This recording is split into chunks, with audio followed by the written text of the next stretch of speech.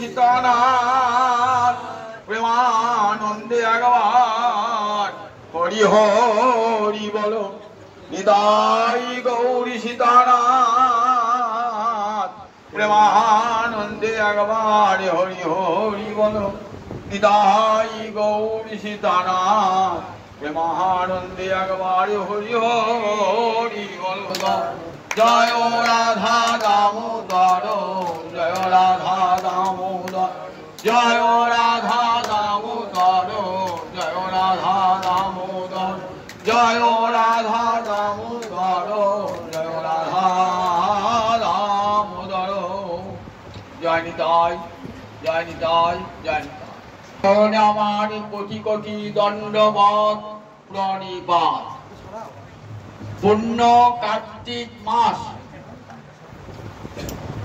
বৈশাখ মাস কার্তিক মাস এবং মাঘ মাস এই তিনটি মাস হলো নিয়ম সেবার মাস অর্থাৎ নিয়ম করে ভগবান শ্রীহরি নির্দিষ্ট নিয়মে ভগবান শ্রীহরির সেবা হয়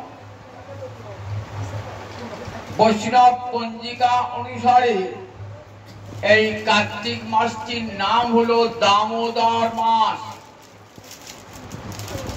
এই মাসের অধিষ্ঠাত্রী দেবতা দামোদর আর অধিষ্ঠাত্রী দেবী হলেন রাধা রানী বৈদিক নাম ঊর্জা মাস আর রাধানীকে শাস্ত্রে বলা হচ্ছে ঊর্জেশ্বরী অর্থাৎ ঊর্জা মাসের কার্তিক মাসের অধিষ্ঠাত্রী দেবী তাই ভক্তেরা নিয়ম করে রাধা দামোদরের সেবা করেন এই কার্তিক মাসে কার্তিক হরি বল্লভ কার্তিক মাস ভগবান শ্রীহরির একান্ত প্রিয় মাস রাধা দামোদরের অর্চনার প্রধান অঙ্গই হলো রাধা দামোদরের কথা কান পেতে শোনা শ্রীনিবাস হরিকথা ভাগবত সংগত্যা শাস্ত্রে বলেছেন এই মাসে অবসর সময়ে রাধা দামোদরের অর্চনান্তে পরম আদরের সঙ্গে ভক্তির সঙ্গে হরিকথামৃত রাধা দামোদরের লীলার কথা শ্রবণ করবেন শ্রীমদ্ ভাগবতে যে রাধা দামোদরের কথা বর্ণিত হয়েছে সুখদেব হরিদ্বারে ব্রহ্মকুণ্ডের তীরে মহারাজ পরীক্ষিতের কাছে বর্ণনা করেছেন সেই হরিকথা কান পেতে শুনবেন যত্র যত্র প্রবর্ততে কলৌ ভাগবতী কথা তত্র তত্র হরির জাতি গৌরীব ভক্তবৎসল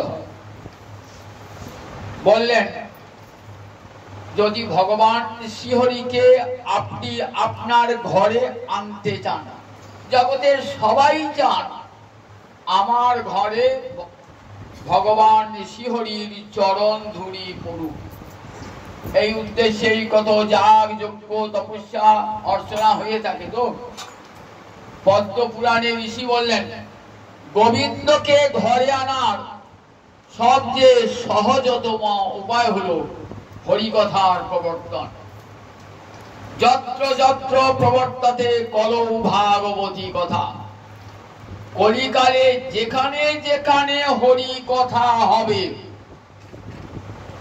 তত্র তত্র হরি জাতি সেখানে সেখানে শ্রীহরি যান যেখানে হরি কথা সেখানেই হরি যান নারদকে ভগবান বলছেন নাহম তিষ্ঠামি বৈকুণ্ঠে যোগিনাং হৃদয়ে নচ মদ ভক্তা যত্র গায়ন্তি তত্র তিষ্ঠামি নারদ আমি বৈকুণ্ঠে থাকি না আমি যোগীর হৃদয়ে থাকি না যেখানে পাঁচজন ভক্ত মিলে আমার গুণকীর্তন করছেন আমি সেখানে দেখুন বিশ্বাস করুন আজ ভগবান শ্রীহরি আপনার গৃহে এসে গেছেন হরি কথা শোনবার তার নিজের কথা শোনবার জন্য কেমন গৌরীব ভক্ত বৎসল। আপনি বাজার থেকে গোহাট থেকে একটা গরু কিনেছেন, গরুটা ভয়ঙ্কর দুর্দান্ত, পায়ে করে লেজে করে চাট মারছে, কিছুতেই গোয়ালে ঢোকাতে পারছেন না। আপনার পাশের বাড়ির প্রতিবেশী বলছেন আমার পরামর্শ নেবেন কি, গরুটাকে কেমন করে গোয়ালে ঢোকাবেন? বলেন বলুন। বলেন আপনাকে কিচ্ছু করতে হবে না, আপনি ওই গাভীর যে বৎসটি আছে ওটি করে করে আগে আগে চলে যান গোয়ালে, দেখবেন পশ্চাতে পশ্চাতে যাচ্ছে গাভীটি। ঠিক তেমনি যদি ভগবান শ্রীহরিকে আনতে চান তাহলে ভক্তগণকে আদর করে নিয়ে আসুন, ভাগবতকে আদর করে নিয়ে আসুন, দেখবেন ভগবান আপনি আমরা আমায় আর তাকে আমন্ত্রণ জানাতে হবে না, নিজে থেকেই ভগবান আসবেন। সুত গোস্বামী বা নৈমিষারণ্য বলছেন, যখনই ভাগবতী কথায় বলেন প্রথম শ্রোতাটি কে হয়? বলেন প্রথম শ্রোতাটি যার কথা তিনি হলেন প্রথম শ্রোতা। কই সেই প্রথম শ্রোতাকে তো দেখতে পাচ্ছি না। বলেন দেখতে পাবেন কি করে? ছিন্নদাং সকতা কৃষ্ণ পুণ্য শ্রবণ কীর্তন কীর্তন্তস্তমি ঝ ভদ্রাণি বিধুনতি সুহিত সদান।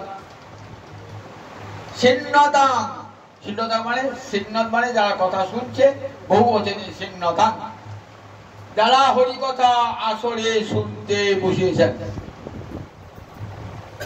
তাদের হৃদি ছিন্নদাং হৃদি, অর্থাৎ শত্রুবর্গ তাদের হৃদয়ের অন্তঃস্থলে, হৃদি অন্তঃস্থলে, তাদের হৃদয়ের অভ্যন্তরে ভগবান শ্রীহরি এসেছেন, যার কথা আজ কীর্তিত হবে এই আসরে, তিনি এসে তার নিজের কথা শোনবার জন্য ছিন্নতা সদা যে সাধুজন হরিকথা শুনছেন তাদের হৃদয়ের মাঝে এসে বসে পড়েছেন শ্রোতা হয়ে।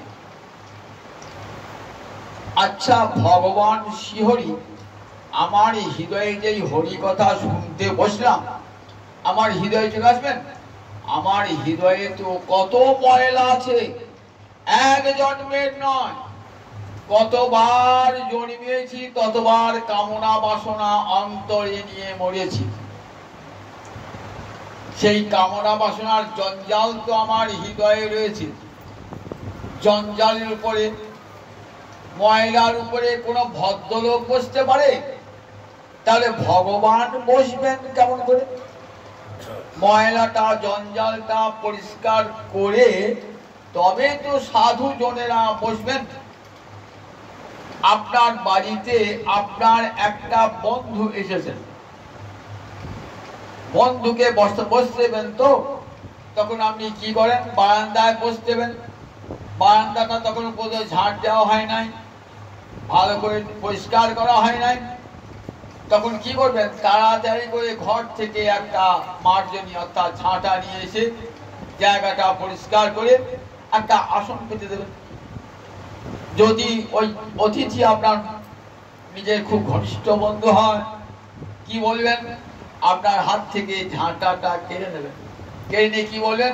তোকে পরিষ্কার করতে হবে না, তোর বাড়িও যা আমার বাড়িও তাই, আমি নিজ হাতেই পরিষ্কার করব।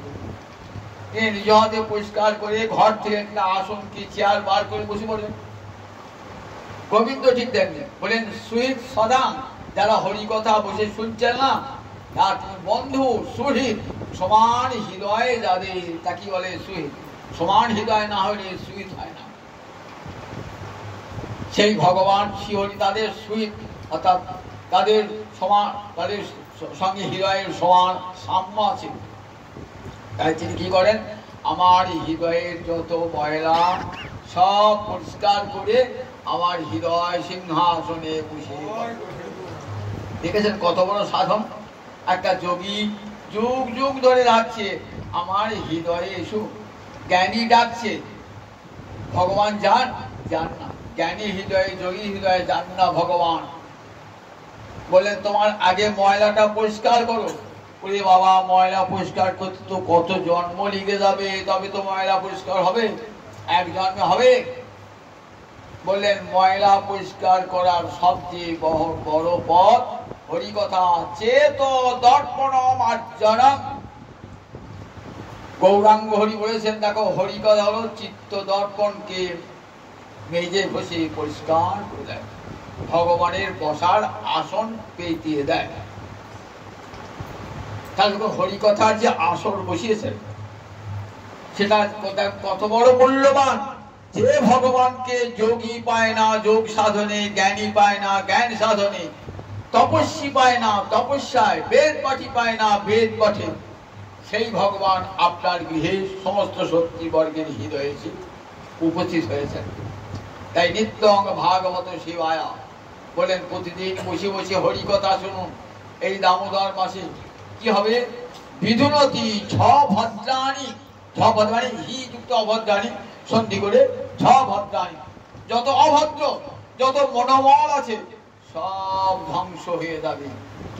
আপনাকে ওই মনের মল দূর করবানে যোগ জ্ঞান ধ্যান তপস্যা কিছু করতে হবে না।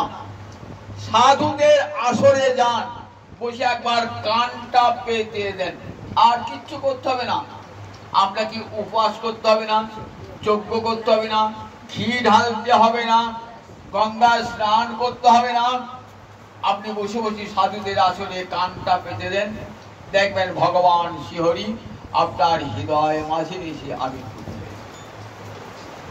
তাই পূর্ণ কার্তিক মাস, কার্তিক মাসের যতগুলি অঙ্গ পালন করবেন তার মধ্যে শ্রেষ্ঠ অঙ্গ হলো ভগবানের কথা কান পেতে বসে বসে শোনা। আর দামোদর মাসে একটি স্তোত্র পাঠ করতে হয়, তার নাম দামোদর অষ্টকম। এই অষ্টকটি কার? সত্যব্রত মুনি বলে এক পরম হরিভক্তি, তিনি পদ্মপুরাণে মা যশোদার অঙ্গনে বাঁধা গোপাল, সেই গোপালকে স্তুতি করেছেন ৮টি শ্লোকে। তাই এই অষ্টকটির নাম হলো দামোদর অষ্টকম। ৮টি শ্লোকে রচিত হলে তাকে কি বলে? অষ্টকম। যদি ৫টি শ্লোকে রচিত হয় তাকে বলে পঞ্চকম। যদি ১০০ শ্লোকে রচিত হয় তাহলে শতকম। অষ্টকম মানে ৮টি শ্লোকে রচিত হয়েছে। মা যশোদা গোপালকে বন্ধন করেছেন। কেন বন্ধন করেছেন? দধিভাণ্ড ভেঙেছেন, সেই অপরাধে নিজের চুল বাঁধার ফিতে দিয়ে বিশাল উদুখলের সঙ্গে গোপালের পেটে বেঁধে দিয়েছেন। উদর মানে পেট, দাম মানে রজ্জু, রজ্জুটা পেটে বাঁধা আছে দণ্ড স্বরূপ। আজ তোর খেলা বন্ধ, সখাদের সঙ্গে খেলা হবে না, তোর খাওয়া বন্ধ, সব বন্ধ আজকে। দধিভাণ্ড ভেঙেছিস তো, তাই শাস্তি দান করছেন মা যশোদা। দেখুন একবার হীরার কি মাধুরী। ভগবানের যে 4টে মাধুরী আছে না, একটা মাধুর্য তার লীলা মাধুর্য। এ মাধুর্য নাহি নারায়ণী, কোন ভগবানে এই মাধুর্য নাই, এমন যে ভগবানের লীলা মাধুর্য। যার ভয়ে চন্দ্র কাঁপে, যার ভয়ে সূর্য কাঁপে, যার ভয়ে বরুণ কাঁপে, যার ভয়ে ইন্দ্র কাঁপে, আর সেই ভগবান ভয়ে কাঁপছেন মা যশোদার ভয়েতে। যশোদা ভিয়া উদুখলা ধাবমান। মা যশোদা হাতে একটা লাঠি নিয়েছে, গোপালকে দণ্ডদান করবে। উদুখলের উপরে বসে বসে বানরকে ননি খাওয়াচ্ছে। তাই মা গেছে লাঠি হাতে করে। কত ছোটাছুটির পর মা গোপালকে ধরে ফেলেছেন এবং নিজের অঙ্গনে বেঁধে রেখে দিয়েছেন, পেটে দড়ি দিয়ে, দাম মানে রজ্জু দিয়ে উদরে পেটে বেঁধেছেন। তাই গোপাল একটা নাম হলো দামোদর। এই মাসের অধিষ্ঠাত্রী দেবতা হলেন সেই দামোদর। মা যশোদা বেঁধেছেন তো। এইবার দেখুন ভগবানকে বাঁধা যায়? ভগবান আমাদেরকে কিসে বেঁধেছেন? মায়ার বাঁধনে বেঁধেছেন। ঘরে স্ত্রী দিয়েছেন, পুত্র দিয়েছেন, সংসার দিয়েছেন, এগুলো তো মায়ার বন্ধন। আমরা সংসারে আবদ্ধ হয়ে আছি কেন? এমন মায়া দিয়ে বেঁধে দিয়েছেন না, চণ্ডী পড়লে দেখবেন মা দেখবেন মহামায়া কি করেছেন? জীবকে বেঁধে দিয়েছেন কেন? মায়া দিয়ে। জীব ভগবানকে ভালোবাসে না, ভগবানের থেকে মুখটা ফিরিয়ে নিয়েছে, তাই মহামায়া দণ্ড দান করেছেন। কিরকম দণ্ড দান করেছেন? থাক, স্ত্রী পুত্র ঘর বাড়ি অর্থ বিত্ত যশ নিয়ে পড়ে থাক, দেখ কত শান্তি। একবার দেখ। মোহগর্তে নিপাতিতা, মোহগর্তে একটা জ্ঞানীর চিত্তকে পর্যন্ত আকর্ষণ করে মোহায় মহামায়া প্রদর্শনী। মহামায়া মোহগর্তে ফেলে দেন। আপনি যত বড় জ্ঞানী হন না কেন, আপনি জানেন সংসারটা মিথ্যা, স্ত্রী পুত্র মিথ্যা, সব জানেন, জেনেও কিন্তু সংসারে আবদ্ধ হয়েছেন। ছেলেকে দেখতে না পেলে, মেয়েকে দেখতে না পেলে, স্বামীকে দেখতে না পেলে, দেখুন সবাই অন্তরে দুঃখ বেদনা অনুভব করি আমরা। তাহলে এমনই মায়ার একটা বন্ধন, সেই বন্ধনে সবাই আমরা আবদ্ধ। আর ভগবানকে তো মায়ের বন্ধনে বাঁধা যায় না। ভগবানকে বাঁধা যায় কিসে? না প্রেমের বাঁধনে ভগবানকে বাঁধা যায়।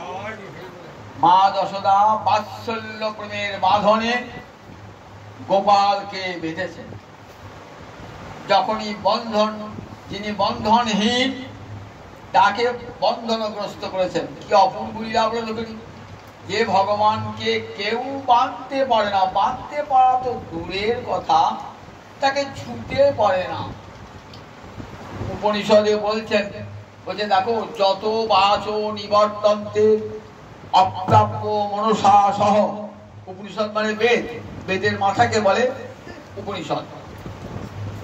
যত্র বাচো নিবর্তন্তে অপ্রাপ্য মনসা সহ। বাক্য যেতে পারে না, মনের সঙ্গে যায় গোবিন্দকে স্পর্শ করবার জন্য, ছুঁতে পারে না, ফিরে আসে। আর সেই ভগবানকে মা যশোদা ধরেছেন এবং নিজের অঙ্গনে বদ্ধ করে দিতেন। এই বন্ধনগ্রস্ত ভগবানের কথা শুনলে কি হবে আমাদের? বন্ধনগ্রস্ত ভগবানের কথা শুনলে আমরা বাধা পড়বো নাকি? বললে না, আমাদের মুক্তি হয়ে যাবে। বন্ধনগ্রস্ত ভগবানের কথা শুনলে জীব তোমার মুক্তি হয়ে যাবে। কৃষ্ণায় বাসুদেবায় দামোদরায় ধীমহি। আমরা ধ্যান করি মুক্তির জন্য কাকে? দামোদরকে ধ্যান করি। দামোদর তো বাধা, কি করে মুক্তি দান করবে? যে ব্যক্তি বাধা আছে সে কখনো আপনার বাঁধনটাকে খুলতে পারে? দুটো লোক একটা জায়গাতেই বাঁধা আছে, ধরুন একটা পোলেতে বাঁধা আছে দুটো লোক, বলছে আমার খুলে দেবে। কি করতে খুলে দেবো? আমিও তো বাঁধা, খুলবো কি করে? তাহলে একটা বদ্ধ লোক আর একটা বদ্ধ লোককে মুক্তিদান করতে পারে কি পারে না? কিন্তু কি আশ্চর্য দেখুন, গোপাল যখন বাঁধা অবস্থায় না, তখনই মুক্তি দান করছে। সত্যবতী মুনি বলছে, প্রভু তোমার এমন মহিমা। কবিরাত্মজ বদ্ধ মূর্তই বযৎপৎ, কবিরাত্মজ বদ্ধ মূর্তই বযৎপৎ তয়া মোচিত ভক্তি ভাজৌ কৃতৌ চ। কুবেরের দুই পুত্রকে তুমি বন্ধনগ্রস্ত অবস্থায় যেমন করে তয়া মোচিত তুমি মুক্তি দান করেছিলে, এবং শুধু মুক্তি নয়, তাকে প্রেম ভক্তি দান করেছিলে, তেমনি করে সকাং প্রেম ভক্তি বোঝাচ্ছে। আমাকেও দাও ওই রকম প্রেম ভক্তি। ন মোক্ষে গ্রহ নিয়স্তি দামোদরে হোক। হে দামোদর, আমি মুক্তি চাই না, আমাকে সংসার বন্ধন থেকে মুক্ত করে প্রেম ভক্তি দান করো, যেমন করে কুবেরের দুই পুত্রকে দিয়েছিলেন। যদি গোবিন্দ বলে আমি বাধা আছি, কেন তো তোকে মুক্তিদান করবো? বললেন তুমি তো বাধা অবস্থাতেই মুক্তিদান করেছ, যখন তুই বদ্ধ রয়েছ সেই অবস্থাতেই তো কবিরের দুই পুত্রকে মুক্তিদান করেছ, আমাকে পারবে না? ঈশ্বর চক্রদাস বলছেন, টিকাকার, ভাগবতের টিকাকার বলছেন, ঠাকুর তুমি বাধা থাকো, বাধা থাকলে কি হবে না, যারা বন্ধন দশাগ্রস্ত তাদের যন্ত্রণার কথা, বেদনার কথা তোমার মনে পড়বে, তখনই তুমি অপরের বন্ধন মুক্তির কথা চিন্তা করবে। তাই তুমি বাধা থাকো প্রভু, এই বদ্ধ ভগবানকে দর্শন করলে পারে, তার কথা শুনলে হয় নিজের সংসার বন্ধন থেকে মুক্তি ঘটে। কুবেরের দুই পুত্র, ভগবান যখন বাধা আছেন না, সকালে খেলা সাথী এসেছে, চল গোপাল খেলতে যাবি না? কি করে খেলতে যাবো, মা তো আমাকে বেঁধে দিয়েছে, আমরা খুলে দিচ্ছি, আমরা খুলে দিচ্ছি। একবার 10-12 জন দঙ্গল শিশু এসে খোলবার চেষ্টা করছে দড়িটা, কিছুতেই তো খুলতে পারছে না, দড়িটা খুলতে পারছে না। বলছে এত শক্ত করে মা যশোদা বেঁধেছে না, ও তো খোলা যাবে না। কেন বলুন দেখি? মা যশোদার যে প্রেমের বন্ধন না, বড় শক্ত বন্ধন, সে বন্ধন খোলা যায় না। তখন গোপাল ওই বন্ধনগ্রস্ত অবস্থায় আছেন, তো তখন নজর পড়েছে ওই অঙ্গনে একটা যমজ অর্জুন বৃক্ষ, যমরাজ অর্জুন গাছ দেখেছেন তো? অর্জুন গাছ গ্রামে হয়, অর্জুন গাছ, এখানে অনেক জায়গায় অর্জুন গাছ হয়। গোড়াটা একটা, কাণ্ডটা দুটো, একটা গোড়া দুটো কাণ্ড, তাই যমরাজ, যমরাজ হয়, মাঝখানে একটু ফাঁক আছে। মনে পড়ে গেল, দৃষ্টি দিয়েছেন কোথায়? ও ওই দুটো তো গাছ নয়, ও দুটো কে না, ও দুটো লোক কুবেরের দুই ছেলে, নলকুবের আর মণিগ্রীব। ওরা আজ বৃক্ষ দশা প্রাপ্ত হয়েছে, কার অভিশাপে? নারদ শাপেন বৃক্ষদাং প্রাপিত। নারদের অভিশাপে বৃক্ষত্ব প্রাপ্ত হয়েছে কুবেরের দুই সন্তান, তাদের নাম নলকুবের আর মণিগ্রীব। কুবের কে? কুবের হলেন স্বর্গের ধনাধ্যক্ষ, ক্যাশিয়ার, কত ধনটা কত ঐশ্বর্য, তাই তার ছেলে, তার তো অহংকার হবে, এত বড় ধনী বাবা, খুব অহংকার, খুব অহংকার। আবার শিবের ভক্ত, রুদ্রস্য অনুচর, কুবের আত্মজ, শিবের অনুচর বলে অহংকার। আবার কুবেরের পুত্র, স্বর্গের ধনাধ্যক্ষ কুবেরের পুত্র, আবার নবীন যৌবন বয়স, দেবলোকে জন্ম, তো দেখতে সুন্দর দেবতার মতো, তাই সব রকম অহংকার আছে। বড় লোকের ঘরে জন্ম, উচ্চ দেব কুলে জন্ম, ধনীর কুলে জন্ম, আবার সুন্দর রূপ যৌবন আছে। অহংকারের জন্য যে কটা জিনিস থাকবার দরকার সবই তো আছে, তাহলে অহংকার হবে না? অহংকার হবে না? মানুষের ধন থাকলে অহংকার হয়, উচ্চ কুলে জন্মালে অহংকার হয়, রূপ থাকলে অহংকার হয়, বিদ্যা থাকলে অহংকার হয়। এই সব অহংকার কখন হয়? বলছেন কুন্তিদেবীকে স্তবে বলেছেন, জন্ম ঈশ্বর্য সুত শ্রীভি এ ধমান মদপুমান। জন্ম ঈশ্বর্য সুত শ্রীভি, জন্মের ফলে মানুষ অহংকারী হয়। আমি ব্রাহ্মণ কুলে, আমি জমিদার বংশে জন্মেছি, আমি উচ্চ কুলে জন্মেছি, এই অহংকার একটা হয়। আমার পিতার প্রচুর ধন আছে, ঐশ্বর্য আছে, এ একটা অহংকার। শ্রুত, আমি প্রচুর লেখাপড়া শিখেছি, এ একটা অহংকার হয়। আর আমার রূপ দেখে তো কেমন সুন্দর রূপ আমার, তার একটা অহংকার হয়। বলছেন যাদের এইরকম অন্তরে অহংকার আছে, তারা কোনোদিনই গোবিন্দ ভজন করে না, করতে পারে না। যাদের অহংকার আছে, জন্ম ঈশ্বর্য সুত শিব। বড় অহংকার, তারা ভগবান টগবান কিছুই মানেন না, এমনকি সাধু মহাত্মাকেও খাতির করেন না। কি করছেন? বাবার টাকা পয়সা আছে তো, বাবার টাকা পয়সা থাকলে কি হয় না, মদ্যপান করবে, নারী সঙ্গে ভোগ বিলাসে মাতোয়ারা হবে, জুয়া খেলবে, এগুলো হয়। অর্থ বিদ্যরি কি হয়? স্ত্রী দূতম আসবন, স্ত্রী অর্থাৎ নারী সঙ্গ হয়, দূতম জুয়া খেলা হয়, আর মদ্যপান হয়। দেখবেন বড় লোকদের এই তিনটে হয়, জুয়া খেলা, নারী সঙ্গ আর সুরাপান। টাকা হলেই মানুষ কিন্তু এই তিনটেতেই আসক্ত হয়ে যায়। কুবেরের দুই ছেলে এই তিনটে দিয়ে আসক্ত। একে তো কুবেরের ছেলে দেখতে সুন্দর, দেবলোকে জন্ম, খুব অহংকার। কি করছেন? কতগুলো অপ্সরার সঙ্গে মন্দাকিনীর তটে, কৈলাসের মন্দাকিনী, সেই মন্দাকিনীর তটে সুন্দর পুষ্পিত বন আছে, কত সুন্দর সুন্দর ফুল, আবার মন্দাকিনীর জলে কত পদ্ম ফুল ফুটেছে। সেখানে গিয়ে কি করেন? ওই রূপসী অপ্সরাদের সঙ্গে প্রেমের খেলা খেলে। প্রেমের খেলা খেলে তাও জলকেলি করতে নামে।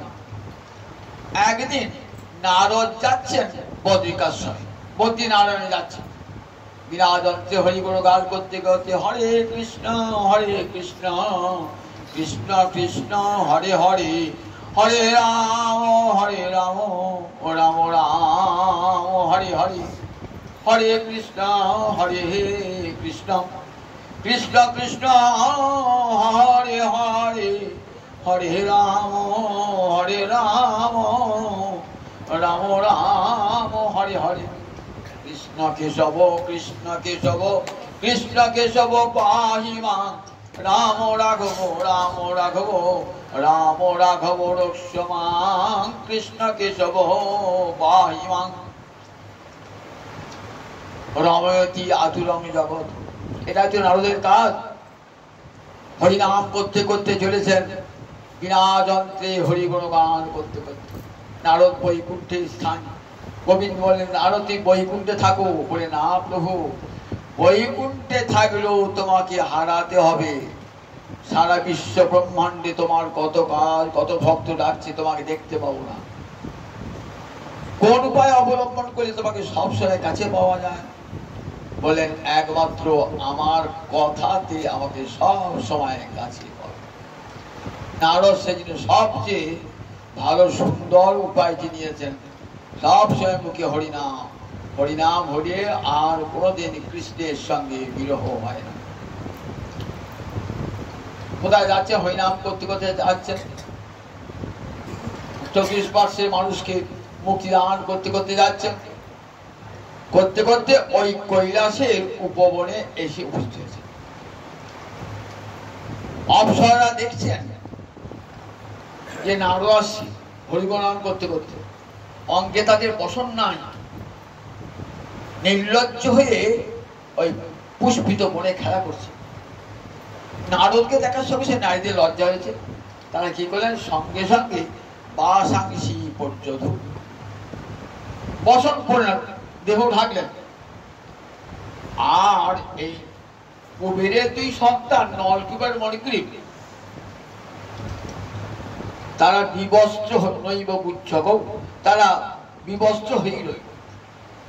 নারদ একটা মানুষ আছে হরিনাম গাইছে, ওকে আবার মানব কি? এই ভাব, তুচ্ছ ভাব, ভগবান ভক্তকে তুচ্ছ ভাব, জানে না যে ভক্ত ভগবানের চেয়েও বড়। ভগবান যা পারে না ভক্ত তাই পারে। এই কথা সাধু মহাত্মারা ছাড়া জানেন না তো। ভগবান যা পারেন না ভক্ত তা পারে। একটা গল্প শোনায়। একদিন একটা চাষি চাষ করছে, জমিতে চাষ করছে, দেখছেন নারদ যাচ্ছে। চাষির অবস্থা ভালো, অনেক সম্পদ আছে, কিন্তু সন্তান নাই।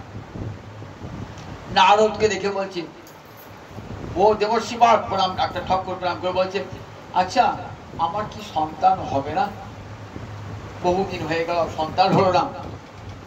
আচ্ছা তোমার সন্তান হবে কি না আমি তো বলতে পারবো না, আমি একবার স্বয়ং বৈকুণ্ঠে গোবিন্দের কাছে জেনে আসি, জেনে এসে আমাকে বলবে।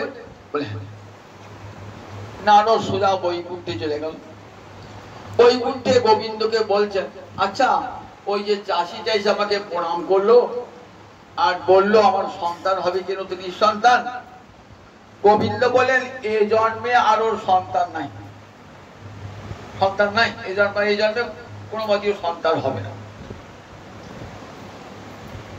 এসে নারদ বললেন, দেখো সাক্ষাৎ গোবিন্দের কাছে জেনে এলাম এই জন্মে তোমার আর সন্তান নাই।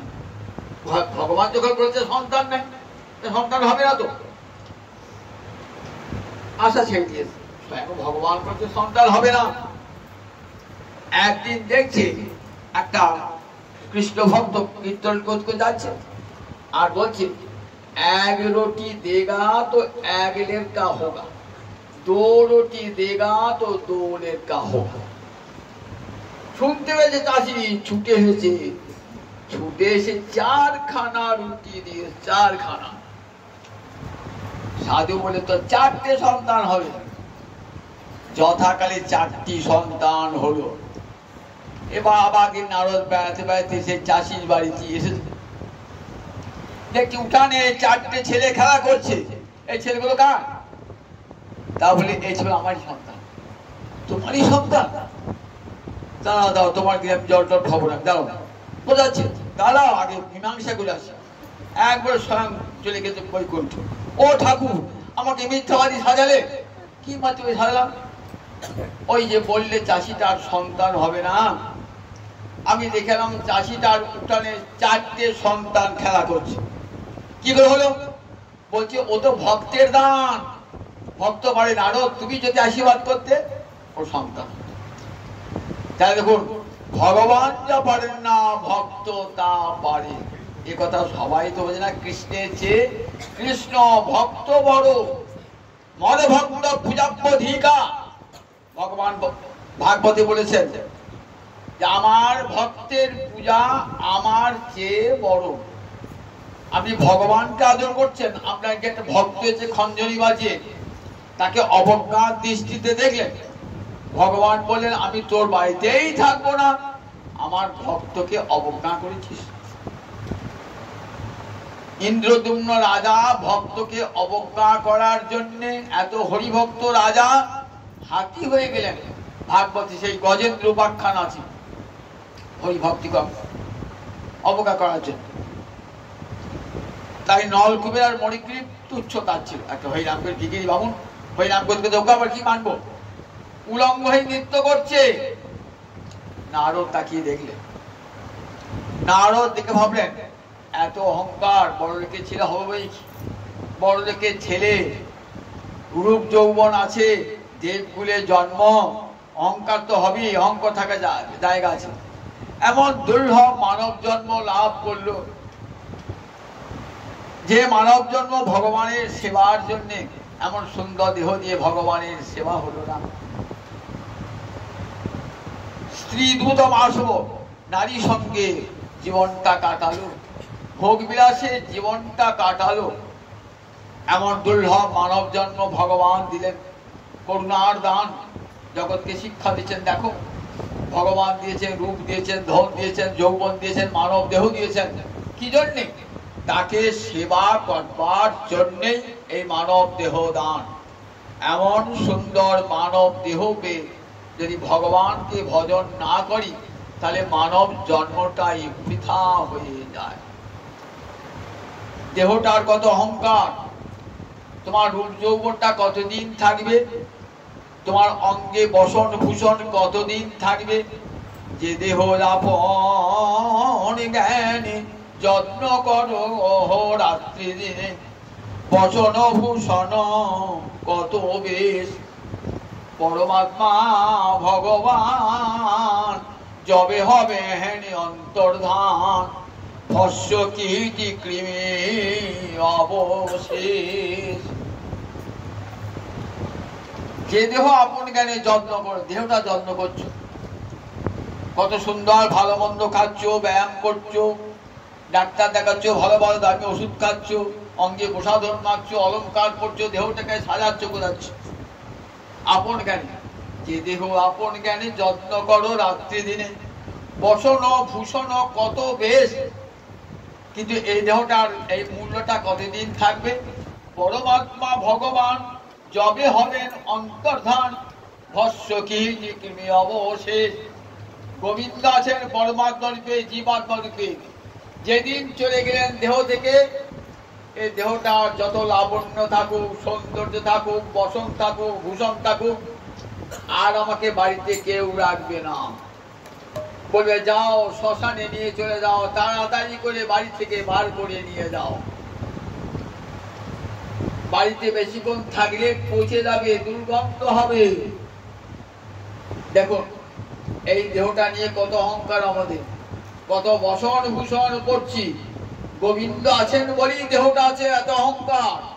আর সেই গোবিন্দ যখন চলে যাবেন, যত দেহের সৌন্দর্য লাবণ্য থাক না কেন, বসন ভূষণ থাক না কেন, এই দেহটার সাধু জনা ছোবে না বলে মরা, ছুলে অপবিত্র চান করতে হবে। যাও শ্মশানে নিয়ে যাও। শ্মশানে নিয়ে যাওয়ার পর কি হবে? ভস্য কীট কৃমি অবশেষ। পুড়িয়ে দিলে কি হবে? ছাই হয়ে যাবে। মাটি যদি পুঁতে দেন তাহলে কি হবে? কৃমি কীট হয়ে যাবে। তাহলে এই যে সুন্দর দেহটার পরিণতি এক মুঠো ছাই। অত সেই দেহটার জন্য আমাদের কত অহংকার, কত অহংকার। দেহের জন্য আমরা প্রাণী হিংসা করছি, জীব হিংসা করছি। দেহটাকে সুন্দর রাখতে হবে, তাই অমেধ্য আহার গ্রহণ করতে হবে। পশু হত্যা, জীব হত্যা নির্মম ভাবে করি, মদ্যপানাদি করি। দেখুন এই দেহটাকে, আর যে দেহটা গোবিন্দ আছেন বলেই এই দেহটার এত সুন্দর লাবণ্য মাধুর্য সব আছে।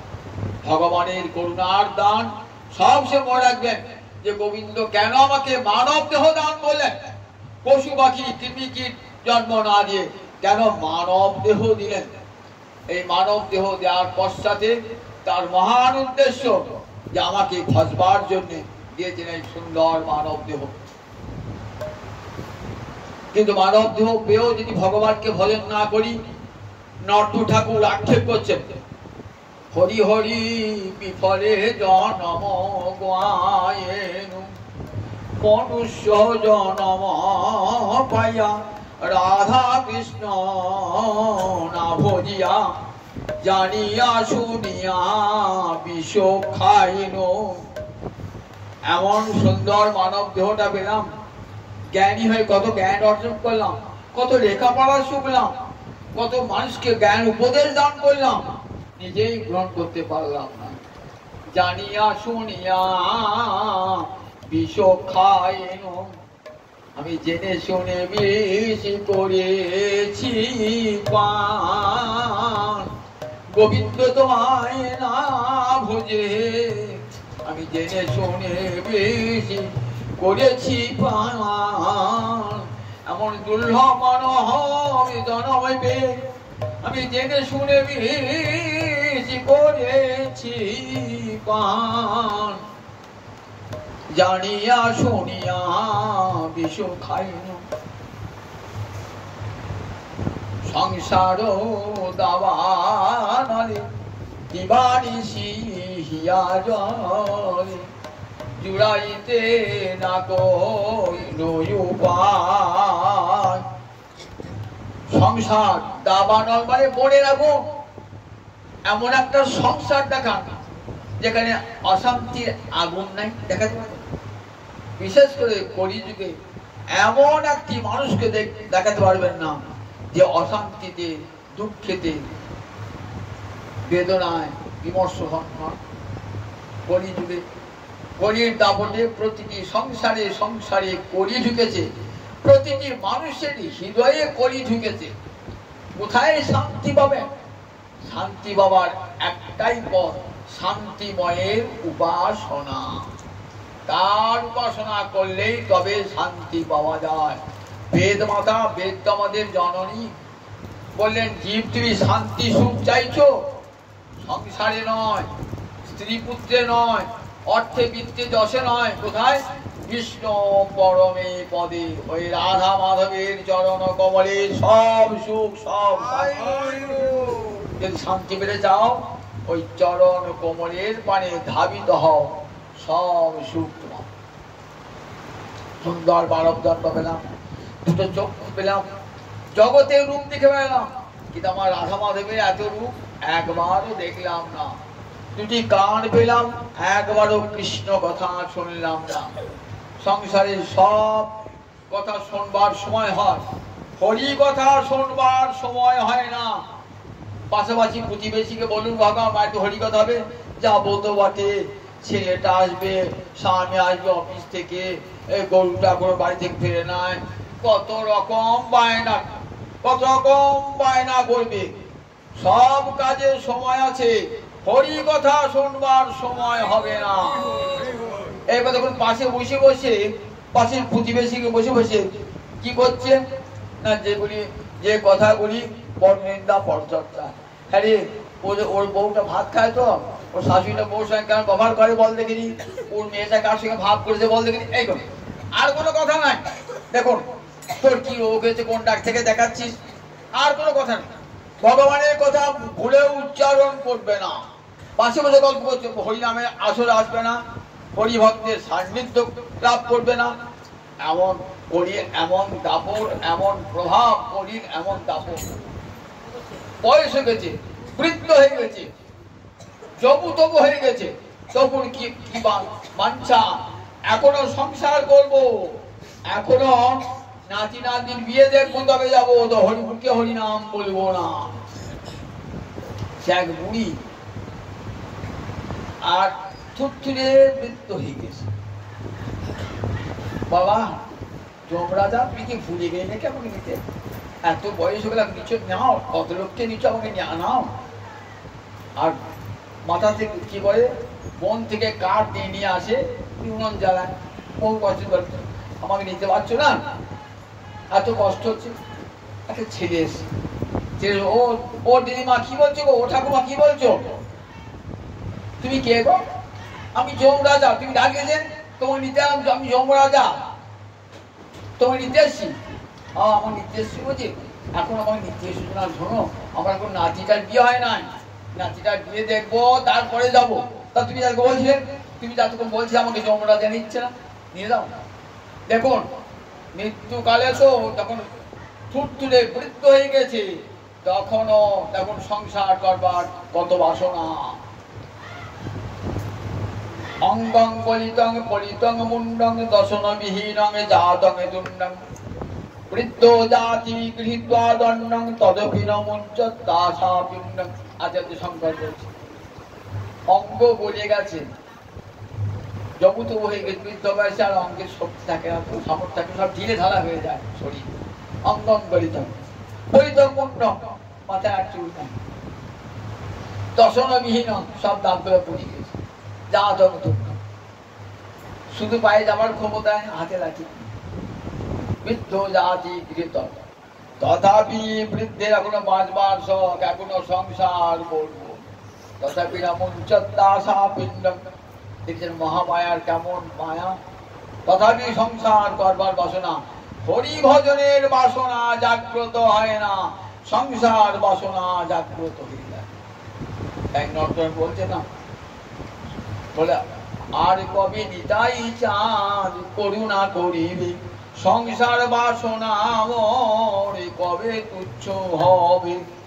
প্রভু এই কৃপাটা করো, আমার এই সংসার বাসনা যেন ধ্বংস হয়ে যায়, তোমার সেবার বাসনা যেন অন্তরে জাগ্রত হয়। যে জন্য এসেছে মনুষ্য দেহ, তোমার সেবার জন্যে, সেই সেবার বাসনা জাগ্রত হলো না, সংসার বাসনা পুরাচ্ছে, সংসার বাসনা যাচ্ছে।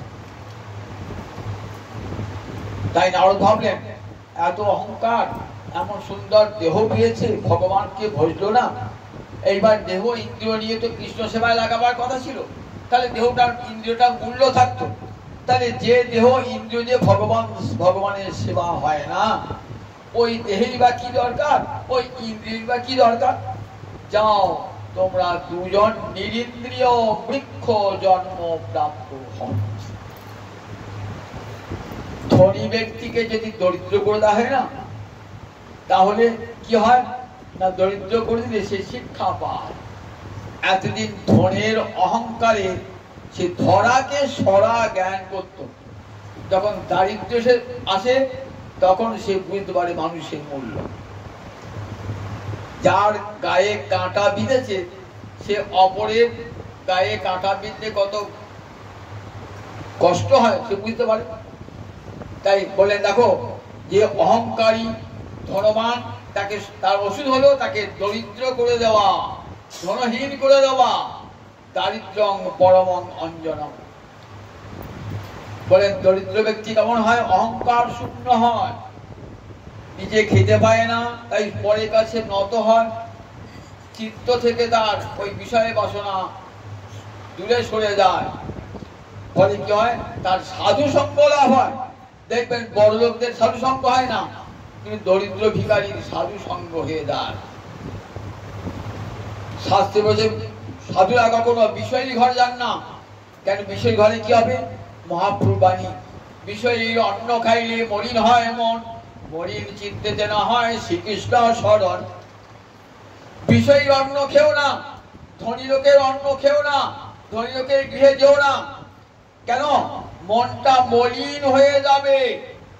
তাদের যেমন মলিন মন, তোমার মনটাও তেমনি মলিন হয়ে যাবে। আর চিত্ত মলিন হলে কৃষ্ণ স্মরণ হবে না। তাই দারিদ্র পরম ঔষধ। কি করলেন?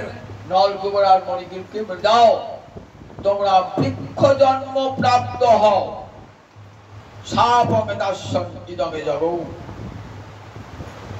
আচ্ছা, মুনি অভিশাপ দিলেন। অভিশাপ তো যারা কারা কারা, যারা তমগুণী হন ক্রোধে অভিশাপ দেন। নারদ অভিশাপ দিলেন। দুর্বাসী ঋষিরা অভিশাপ দিতে পারেন, নারদের মতন ভক্ত বলে না গো, নারদের অভিশাপটা আশীর্বাদ। অভিশাপটা ভক্তের অভিশাপটা আশীর্বাদ হয়ে যায়, পরম কল্যাণের জনক হয়ে যায়। তো তোমরা দুজন বলে না গো, নারদ তমগুণী নন। গান করতে করতে বলেছেন জগ মানে গান করলেন, সাপং দাস্যং ইদং জগ।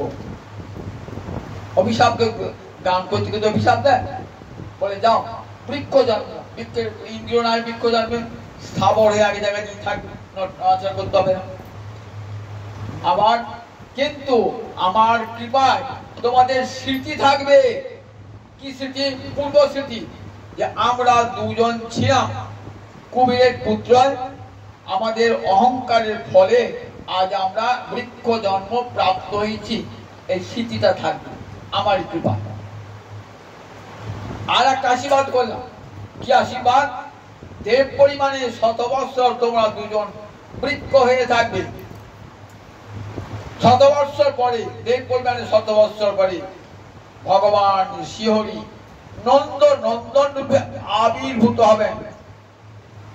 আর তারই অঙ্গনে, মা যশোদার অঙ্গনে তোমরা দুজন যমজ অর্জুন বৃক্ষ হয়ে জন্মাবে।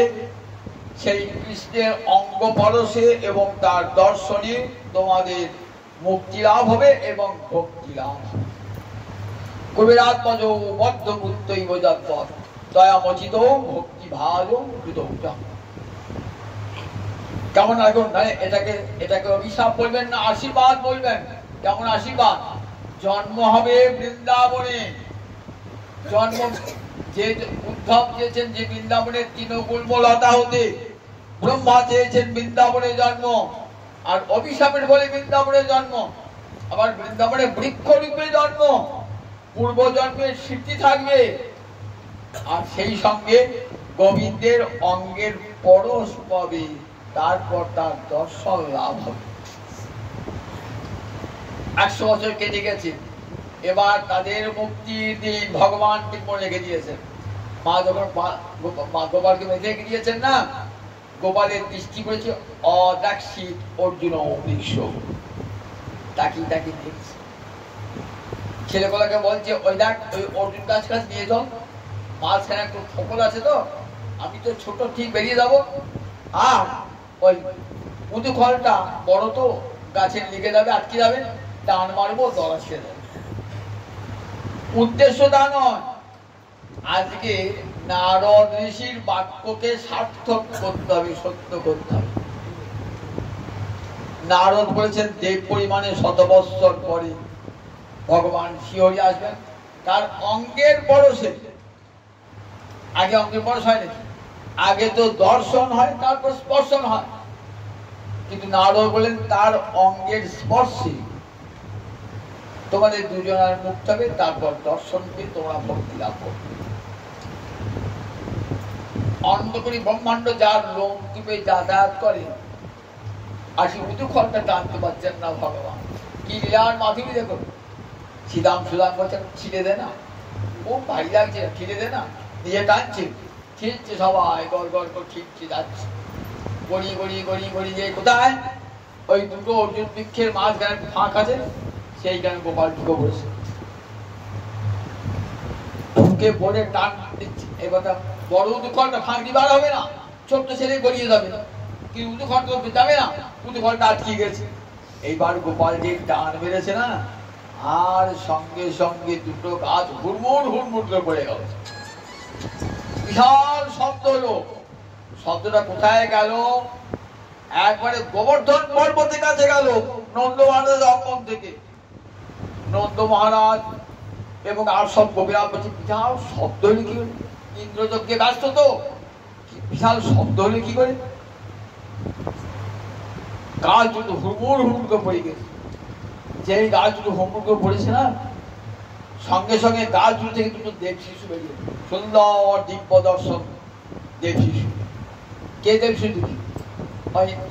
কুবেরের দুই পুত্র 100 বছর গাছ হয়েছিল, নারদের করুণায় গোবিন্দের কৃপার পরশে আবার দেবদেহ প্রাপ্ত হয়েছে, সুন্দর যেমন দেহ ছিল তেমন দেহ প্রাপ্ত হয়েছে। কৃতাঞ্জলি হয়ে ওই দুটো দেব শিশু স্তব করছে, হে গোবিন্দ, তুমি এই জগতের সৃষ্টি স্থিতি লয় কর্তা, ঈশ্বর পরম কৃষ্ণ সচ্চিদানন্দ বিগ্রহ, তুমি পরমেশ্বর গোবিন্দ। তোমার ইচ্ছাতেই জগতের সৃষ্টি, তোমার কৃপাতেই জগতের স্থিতি, আবার তোমার ইচ্ছাতে জগতের বিনাশ।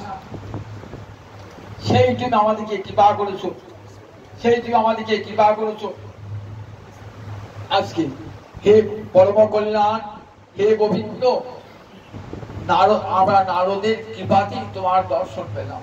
কত পাপ করেছি, যখন কুবেরের পুত্র ছিলাম কত পাপ করেছি, এমন সুন্দর দেবদুর্লভ দেহ পেয়ে তোমাকে ভজনা করি নাই।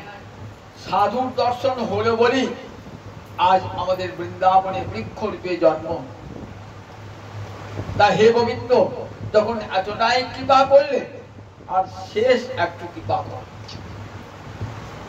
দেখুন, যে দুই পুত্র, কুবেরের দুই পুত্র একদিন অহংকারে মাথা উঁচু করে নারদকে অবজ্ঞা করেছিল, সে আজ কি প্রার্থনা করছে শুনুন। বাণী গুণানুকথনে, বাণী গুণানুকথনে বললেন, আমাদের জিহ্বা দিয়েছো, এই জিহ্বা দিয়ে যেন তোমার সব সময় গুণ কীর্তন করি, আর অন্য কোনো কথা না বলি। শুধু বলে দুটো কান কিসে থাকবে? তা বলে কথায়। আমাদের দুটো কান যেন তোমার কথা শুনে, আর অন্য কোনো কথা না শোনে।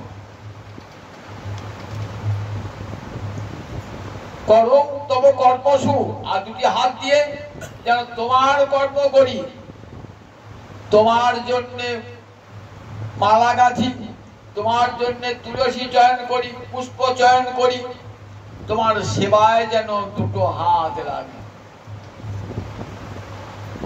দুটো চরণ, তুমি যেখানে আছো, তোমার মন্দির যেখানে আছে, তোমার ভক্ত গৃহ যেখানে আছে, আমাদের দুটি চরণ যেন সেখানেই যায়।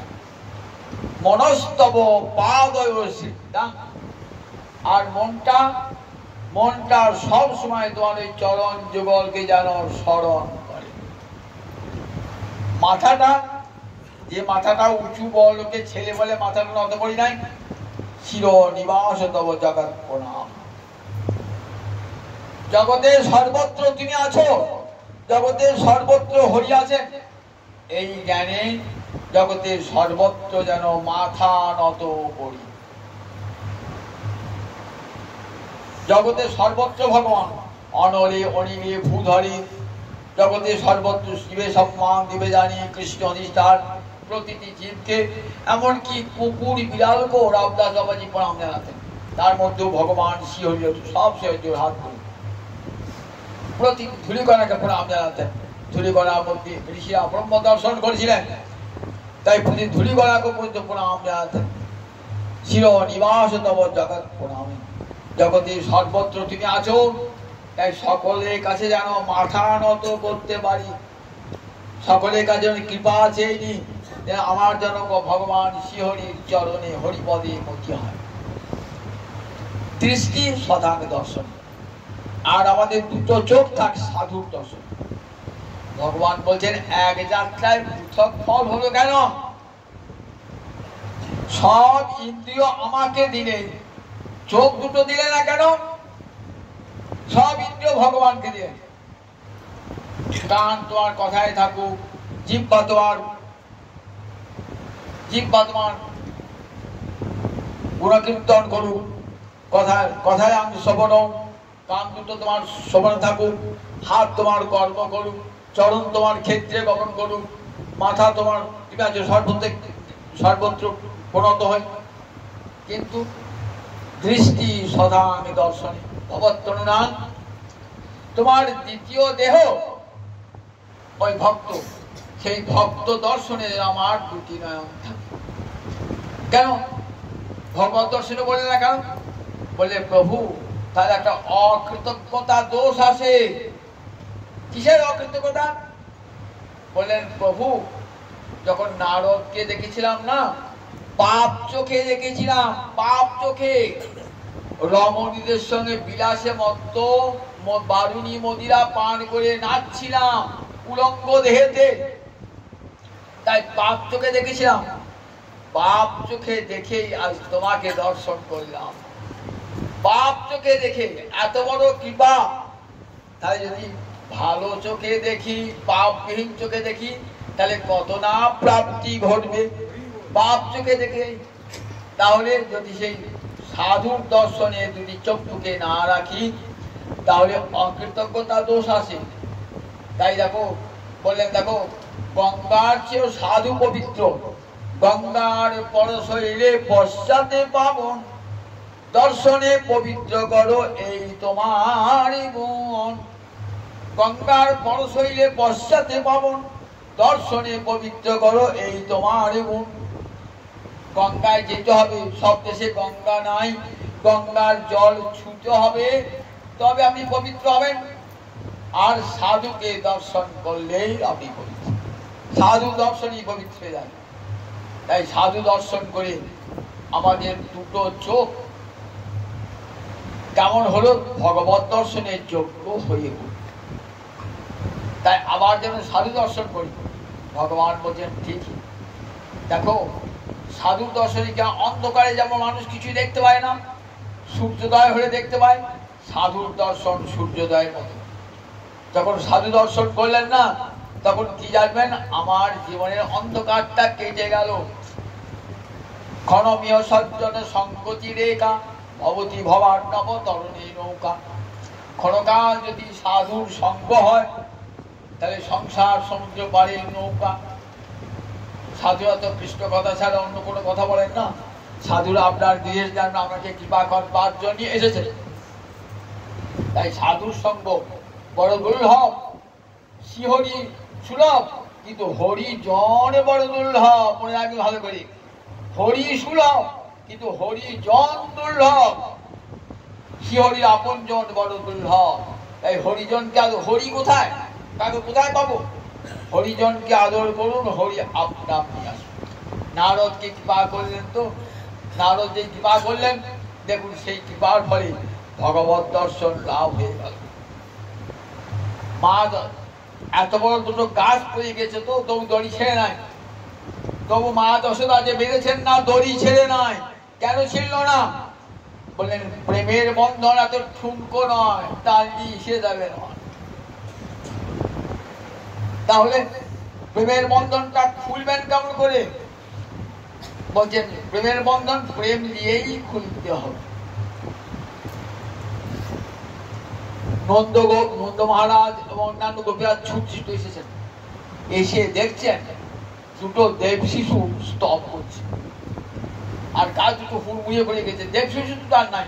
ভগবান আশীর্বাদ করলেন, যাও তোমরা দেবলোকে চলে যাও, আমার কৃপায় তোমাদের আমার চরণে ভক্তি লাভ হবে। এই বলে তারা আবার চলে গেলেন দেবলোকে, এবং দেবলোকে ভজন সাধন করতে করতে তারা কি হলেন? পরজন্মে গোলকে গিয়েছিলেন। তাদের দুজনে কি নাম হয়েছিল? মধুকণ্ঠ আর স্নিগ্ধকণ্ঠ। একজন গুরু, একজন শিষ্য। নন্দ মহারাজের গোলকে নন্দ মহারাজ সভা আছে, তো সেখানে এই দুই দেব শিশু মধুকণ্ঠ আর স্নিগ্ধকণ্ঠ গুরু আর শিষ্য হয়েছেন, গোবিন্দের বাল্য লীলা বর্ণনা করছেন। দেখবেন শ্রীযুক্ত সেই পাদ গোপাল চৌপতি বর্ণনা করছেন, মধুকণ্ঠ আর স্নিগ্ধকণ্ঠ বর্ণনা করছেন। তাহলে কত বড় লাভ হয়ে গেল! দেখুন দেবলোকে ফিরে গেল, সাধন ভজন করে গোলকে চলে গেল, গোলকে ভগবানের পরিকর হয়ে গেল, মধুকণ্ঠ স্নিগ্ধকণ্ঠ হয়ে গেল। এদিকে নন্দ মহারাজ এসেছেন, বড় বড় গাছ দুটো ফুটফুট করে পড়ে গেল। অনেক ছেলে জুটে গেছে, শ্রীরাম সুরাম কি করে পড়লো রে গাছ দুটো?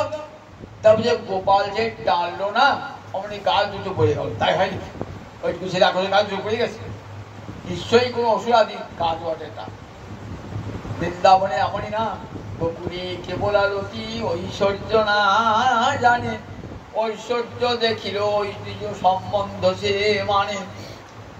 বৃন্দাবনে কত ঐশ্বর্য, আগাসুর বকাসুর পুতলা দেখেছেন, স্বীকার করতেন না নন্দ মহারাজ বাস। না না, ও আমার গোপাল তো ভগবান নয়, আমার গোপাল ভগবান নয়, আমার গোপাল আমার পেটের ছেলে, আমি গুরু কৃপায় পেয়েছি, আমি নারায়ণের সাধনায় পেয়েছি, কখনো ভাবতেন না। বৃন্দাবনে মাধুর্য সবসময়। তো তোরা ফুল দেখেছিস?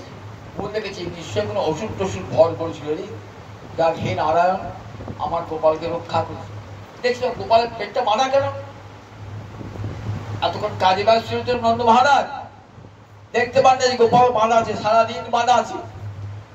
ছুটে এসেছেন, এসে দেখছেন এই তো নন্দরানী কাজ, দশরার কাজ। দেখুন ছেলেকে মেজেকে দিয়েছেন করে, সারাদিন আমি মেজেকে ছেলেটাকে খেতে পায় না, কিছু পায় না, দেখো তো দেখি। তখন কি করলেন? নন্দ মহারাজ সেই বন্ধন খুলে দিলেন।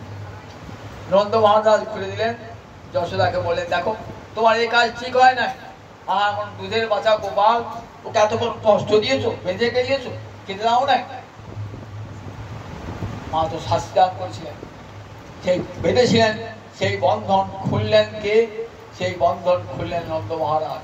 মা যশোদা বাঁধলেন আর খুললেন নন্দ মহারাজ। প্রেমের বাঁধন কে খুলতে পারে? প্রেমিক ছাড়া খুলতে পারে না। মা যশোদা বাৎসল্য রসের প্রেমে তিনি গোপালকে বেঁধেছিলেন, আজ গোপালকে বন্ধন মুক্ত করে দিলাম এখানে। এই বন্ধন মুক্ত গোপালকে সফল করলে কি হবে? নিজেরও সংসার বন্ধন বিমুক্তি ঘটে গোবিন্দ চরণে প্রেম ভক্তি লাভ হয়ে যাবে। দয়াবচিত ভক্তি ভাব মুক্ত। আমরা সবাই তো মায়ার বন্ধনে আবদ্ধ থাকুক, আমাদের মায়া মুক্তি দান কর প্রভু। এই সংসার বন্ধন থেকে যাতে মুক্তি পায়, মুক্তি পাওয়ার একমাত্র উপায় তোমার কথা শ্রবণ, তোমার কথা কীর্তন।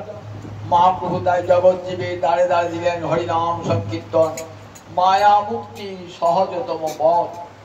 বললেন কিছুই করতে হবে না, ঘরে বসে সাধু সঙ্গ করো, হরিনাম সংকীর্তন করো, আর ভাগবতী কথা শ্রবণ করি মানব জীবনকে ধন্য করো। জয় নিতাই, জয় নিতাই, জয় নিতাই।